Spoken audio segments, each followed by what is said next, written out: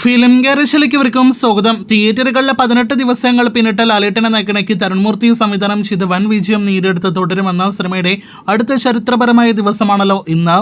ഈ വീഡിയോയിലൂടെ പ്രേക്ഷകരിലേക്ക് എത്തിക്കുന്നത് സിനിമയുടെ 18 ദിവസത്തെ കേരള കളക്ഷൻ, അതോടൊപ്പം തന്നെ ഇന്നത്തെ ചൊവ്വാഴ്ച ദിവസത്തെ കേരള പ്രീസെൽ കളക്ഷൻ എല്ലാം തന്നെയാണ്.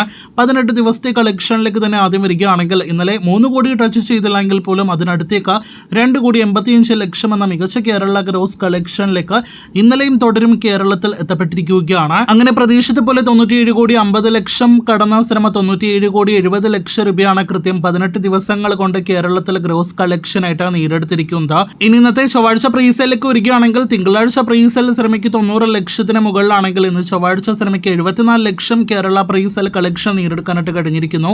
അപ്പോൾ ആ ഒരു പ്രീസെൽ കളക്ഷൻ നൽകുന്ന സൂചന ഇന്നും സിനിമയ്ക്ക് 1 കോടി നിസ്സാരമായിട്ട് കേരള ഗ്രോസ് ഉണ്ടാകുമെന്നാണ്.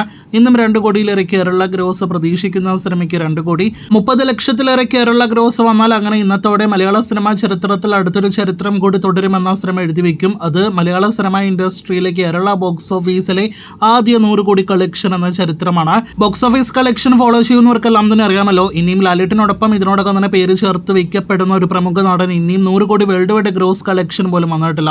അപ്പോഴാണ് ലാലേട്ടൻ കേരള ബോക്സ് ഓഫീസിൽ 100 കോടി കളക്ഷൻ നേടിയെടുക്കുന്നത്. മലയാളത്തിലെ തന്നെ പല പ്രമുഖ നടന്മാരും കഴിഞ്ഞ വർഷമാണ് വേൾഡ് വൈഡ് 100 കോടി കളക്ഷൻ കണ്ടു തുടങ്ങിയത്.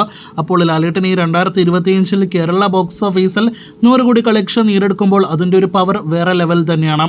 അപ്പോൾ കാത്തിരിക്കും, അടുത്ത മണിക്കൂറുകളിൽ തുടരുമെന്ന സിനിമയെക്കുറിച്ചുള്ള അടുത്ത വമ്പൻ വാർത്തകൾക്ക്.